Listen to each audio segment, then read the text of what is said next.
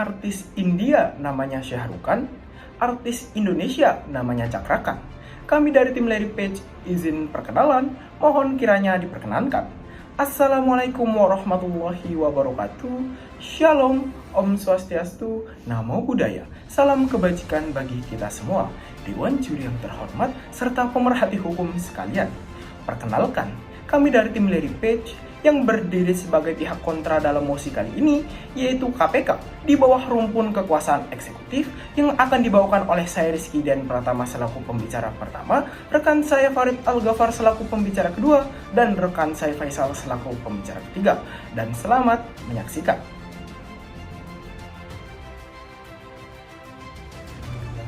Lawrence M. Friedman dalam teori 3 sistem hukumnya menyatakan bahwa dalam penegakan hukum yang efektif tergantung atas 3 unsur, yakni yang pertama substansi hukum, struktur hukum, dan budaya hukum, yang mana dalam hal struktur hukum berkaitan dengan institusi pelaksana hukum.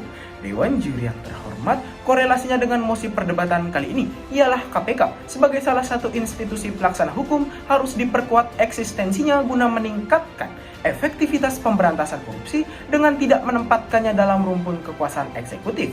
Dewan Juri adanya mosi perdebatan kali ini dilatar belakangi oleh putusan MK nomor 36/PUU 15/2017 yang memasukkan KPK dalam rumpun kekuasaan eksekutif. Hal ini kemudian diikuti dengan dilakukannya revisi Undang-Undang nomor 30 tahun 2002 tentang KPK, yang mana dalam pasal 3 hasil revisinya telah mereduksi independensi KPK sehingga berdampak pada penurunan kinerja KPK. Hal ini telah dapat tercermin pada kajian sosiologis berdasarkan data. Sebelum adanya revisi Undang-Undang KPK pada tahun 2018, terdapat penindakan 280 kasus korupsi dan mengalami penurunan yang sangat signifikan pada tahun 2019 setelah terdapat revisi Undang-Undang KPK, yakni hanya sebesar 110 kasus korupsi. Hal ini berkaitan juga dengan turunnya kepercayaan publik sebagaimana survei yang dilakukan oleh Indikator Politik Indonesia, di mana kepercayaan publik di tahun 2021 hanya sebesar 71,1%. Dan angka ini jauh menurun dari tahun 2018, yakni sebesar 84,8%. Oleh karena itu, Dewan Juri yang terhormat, berdasarkan latar belakang tersebut, maka urgensi kami dalam menolak mosi perdebatan kali ini ialah yang pertama, KPK dalam rumpun kekuasaan eksekutif mereduksi independensi kelembagaan dan kewenangannya. Kemudian urgensi kami yang kedua ialah kondisi tersebut akan menurunkan efektivitas kinerja pemberantasan korupsi. Dewan Juri yang terhormat, mari kita melihat esensi dari lembaga negara independen sebagaimana yang dijelaskan oleh Yves Meny dan Andrew Knapp dalam bukunya Government Politics in Western Europe, bahwa lembaga negara independen adalah bagian dari cabang kekuasaan keempat yang tidak berada di bawah kekuasaan manapun, sehingga pemaksaan lembaga yang hanya berada dalam ranah trias politika sudah tidak lagi relevan untuk menjawab tantangan ketatanegaraan. Dewan Juri yang terhormat, marilah berangkat dari Pancasila sebagai dasar negara dalam sila kelima yang berbunyi keadilan sosial bagi seluruh rakyat Indonesia.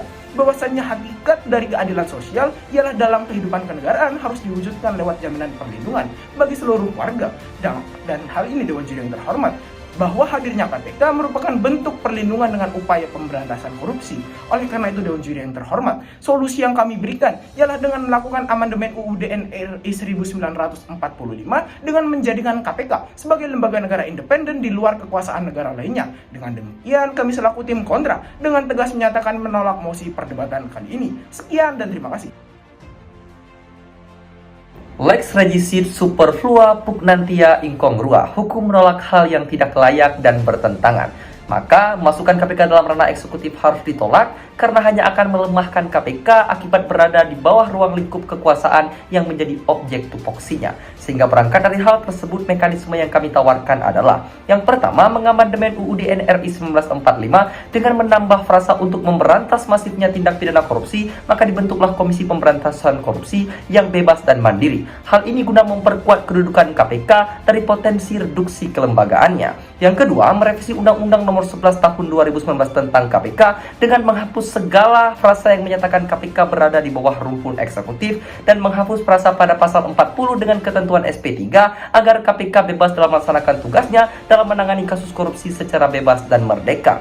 Yang ketiga, berdasarkan pasal 37A junto putusan MK nomor 70/PUU/17 Romawi/2019 Dewan Pengawas Internal yang terdiri dari tokoh masyarakat hanya bertugas berkoordinasi dengan KPK dalam melakukan penyadapan, penyitaan, dan penggeledahan. Dan Dewan Pengawas juga bertugas membuat dan menegakkan kode etik pegawai dan pimpinan KPK berdasarkan aduan dan temuan masyarakat. Dan juga melaporkan laporan tugas tahunan pada Presiden dan DPR sehingga tidak lagi berwenang memberikan izin. Yang keempat, kami akan merevisi Undang-Undang AKUO dengan menambah frasa pada pasal 7 ayat 2, di mana dalam hal alokasi APBN, KPK akan diaudit oleh BPK sebanyak 3 bulan sekali dan melaporkan laporan anggaran dan kebijakan tahunan pada Presiden, DPR, dan BPK, ini untuk meningkatkan prinsip check and balances. Melanjutkan argumentasi, Dewan Juri memaksakan konsepsi independen untuk dimasukkan dalam ranah eksekutif adalah hal yang keliru, karena independen dan eksekutif merupakan dua aspek yang berbanding terbalik.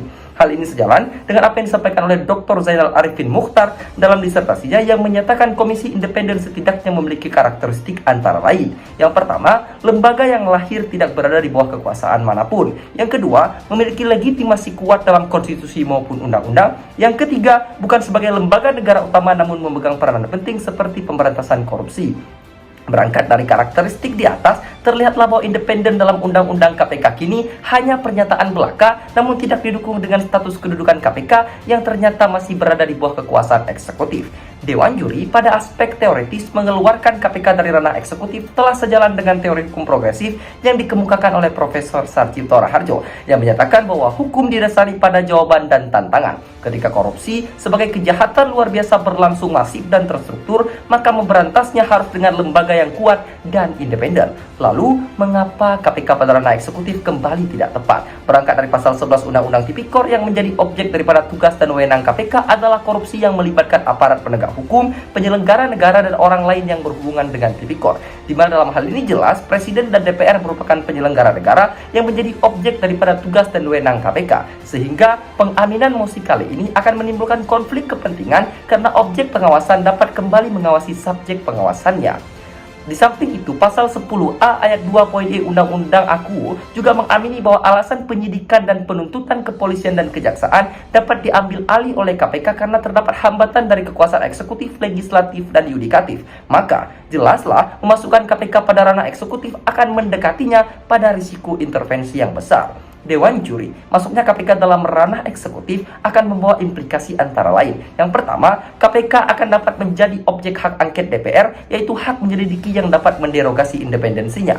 Masih segar dalam ingatan sebelum KPK masuk ke ranah eksekutif pada tahun 2017, di mana DPR meminta rekaman kasus S. Miriam Haryani, ex-anggota DPR. Padahal kasus korupsi EKTP tersebut diduga juga melibatkan anggota DPR lainnya dan masih dalam tahap penyidikan di KPK. Tentu ini bertentangan dengan asas independensi pra-peradilan. Yang kedua, pegawai KPK dialihkan statusnya menjadi ASN, di mana polemik pengalihan status ASN yang membuat 57 pegawai KPK dipecat telah menjadi pertanda dimulainya degradasi independensi KPK. Berbicara soal independensi, Profesor Jimli Asidiki dalam bukunya Perkembangan dan Konsolidasi Lembaga Negara Pasca Reformasi menyatakan independensi suatu lembaga berkaitan dengan 3 hal, yaitu independensi struktural, administratif, dan fungsional. Di mana ketika KPK masuk ke dalam ranah eksekutif, aspek struktural dan administratifnya telah terderogasi, di mana secara struktural KPK ada di bawah Presiden, dan secara administratif pegawai KPK telah dialihkan menjadi ASN, di mana menurut Alan Fatan Gani SHMH, Direktur PSHK UII, konsep ASN adalah tunduk pada atasan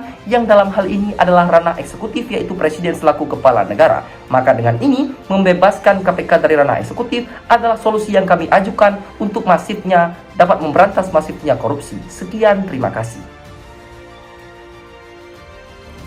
Bruce Ackerman dalam teori The New Separation of Power-nya mengatakan bahwasanya saat ini sudah tidak lagi relevan untuk memasukkan suatu komisi independen ke dalam salah satu cabang kekuasaan yang ada. Hal ini karena Komisi Negara Independen adalah organ negara yang diidealkan independen dan karenanya berada di luar cabang kekuasaan eksekutif, legislatif, dan juga yudikatif.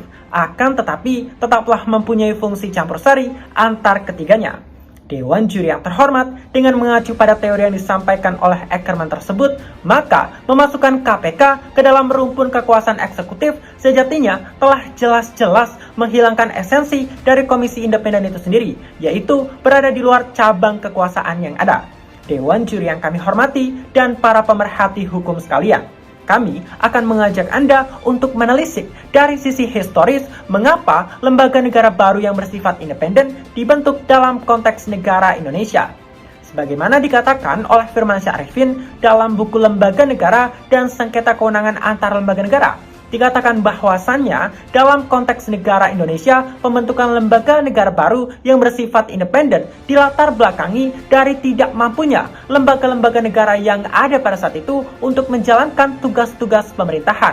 Adapun KPK dalam hal ini dibentuk akibat tidak mampunya kejaksaan dan juga kepolisian untuk mengatasi tindak pidana korupsi dan pada awalnya didesain di luar dari 3 cabang kekuasaan yang ada. Oleh karenanya Dewan Juri yang kami hormati, ketika dalam hal ini KPK dimasukkan dalam rumpun kekuasaan eksekutif, maka hal ini akan bertentangan dengan hakikat dari dibentuknya KPK itu sendiri, Dewan Juri yang terhormat.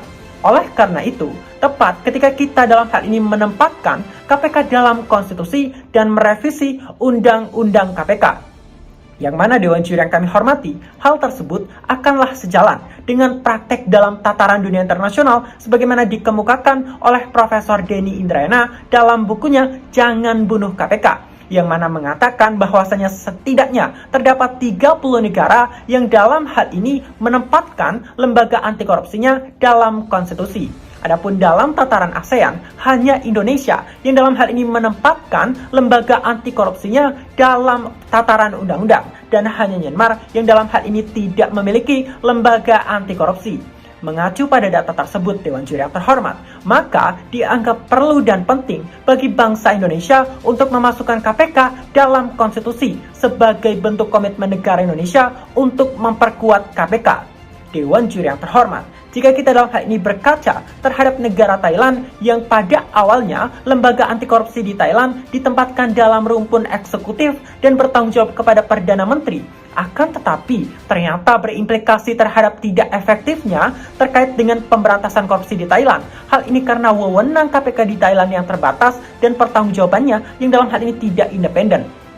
Kemudian Dewan Juri yang terhormat, ternyata Thailand kemudian memperbaharui atau mereformulasi terkait dengan KPK di negaranya, yang mana dalam hal ini kemudian ditempatkan dalam konstitusi dan dalam hal ini kemudian bersifat independen, yang pada saat ini ditempatkan dalam pasal 20 ayat 6 konstitusi Thailand tahun 2014. Ternyata hal ini berimplikasi positif terhadap independensi KPK di Thailand dan pengangkatan serta tanggung jawab KPK di Thailand dalam hal ini sangat rapi dan juga terperinci, Dewan Juri yang terhormat. Dewan Juri yang kami hormati, kami selanjutnya akan menjelaskan kepada Anda mengapa ketika KPK ditempatkan dalam konstitusi akan memperkuat kedudukan dari KPK itu sendiri. Hal ini dikatakan oleh Profesor Nikmatul Huda, seorang guru besar Fakultas Hukum Universitas Islam Indonesia, yang mengatakan bahwasanya memasukkan KPK dalam konstitusi akan memperkuat KPK karena 3 hal, yaitu yang pertama akan ada jaminan konstitusi bahwasanya KPK tidak akan direduksi oleh lembaga negara yang lainnya. Kemudian yang kedua, jika terdapat adanya sengketa kewenangan antar lembaga negara terkait dengan KPK, maka dapat diselesaikan melalui Mahkamah Konstitusi. Serta yang ketiga, KPK akan setara dengan lembaga negara yang lainnya, yang oleh karenanya KPK tidak dapat diintervensi.